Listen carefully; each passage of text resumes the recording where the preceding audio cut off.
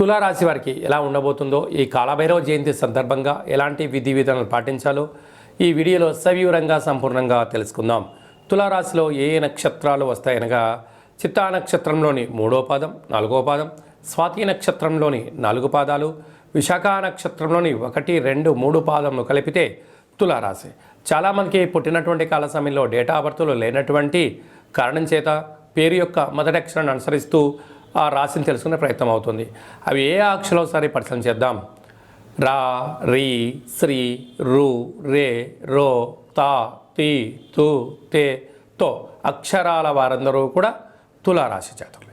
తులారాశి యొక్క అధిపతి శుక్రుడు. వీరికి రాశిలోనే శుక్రుడు సంచారం చేయడం వలన విలాసవంత జీవనాన్ని పొందడానికి నిత్యము నూతన ఆభరణాలు, బంగారు ఆభరణాలు, వజ్ర వైడూర్యాలు, నూతన వస్త్రాలు, కార్లు, భూములు, క్రయ విక్రయాలు, సుగంధ పరిమళాలతో కూడుకున్నటువంటి జీవన విధానము, ఆధ్యాత్మికమైన చింతన, ఆధ్యాత్మికమైనటువంటి మంత్ర సాధన చేయాలి అనుకుంటున్న వారందరికీ ఇది చాలా మంచి కాలము అని చెప్పి గమనించాలి. ధనావాకు కుటుంబ స్థానంలో కుజుడు సంచారం చేయడం వలన, కుజదోష ప్రభావం కావడం వలన దూరావాయు జల ప్రయాణాల్లో ఆటంకాలు, మీ జన్మ నక్షత్రం రోజున అష్టమి, పూర్ణిమ తిథులందున డబ్బులు ఇచ్చి పుచ్చుకునే వ్యవహారంలో కానీ కొన్ని ముఖ్యమైన విధి విధానాలలో సౌమ్యం చాలా అవసరమని చెప్పి గుర్తుపెట్టుకోగలగాలి.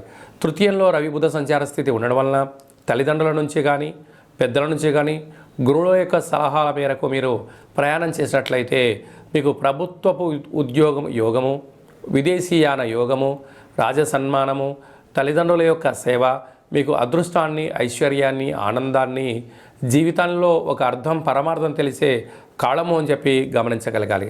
సంతాన స్థానంలో శనిచర స్వామివారు స్వక్షేత్రకంగా సంచారం చేయడం వలన తల్లిదండ్రుల మాట, గురువుల మాట వినడం వలన మంచి జీవన విధానానికి నాంది, నూతనంగా వివాహమానికి సంతాన యోగము, పిల్లల యొక్క అభివృద్ధి, పిల్లల యొక్క స్థిర చరాస్తుల గురించి మీ యొక్క ఆలోచన విధి విధానంలో విజయం మీ సొంతం అవుతుంది.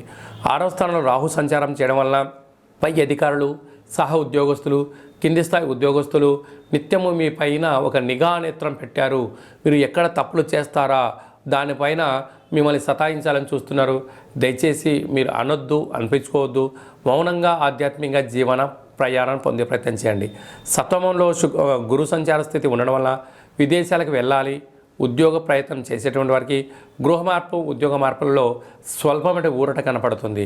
అలాగనే వ్యయంలో కేతు సంచార స్థితి ఉండడం వలన చిన్న విషయాలకు ఆందోళన, చిన్న విషయాలకు నిద్రలేని రాత్రులు గడపకుండా మానవ ప్రయత్నంగా మీరు ప్రశాంతంగా ఉండే ప్రయత్నం చేయండి. నిద్రలేని రాత్రులు గడిపేదానికన్నా ఉండబడినటువంటి వాటితో తృప్తి చెందడం ఎప్పుడైతే నేర్చుకుంటారో అద్భుతమైన సువర్ణపు అధ్యాయానికి స్వాగతం మీ సొంతం అవుతుంది. సాఫ్ట్వేర్ ఉద్యోగస్తులు, హార్డ్వేర్ ఉద్యోగస్తులు, గృహ భవన నిర్మాణ కార్యక్రమాలు చేసేటువంటి వారు, వ్యవసాయ సోదరీమణులకు ఇది చాలా మంచి కాలము అని చెప్పి గమనించాలి.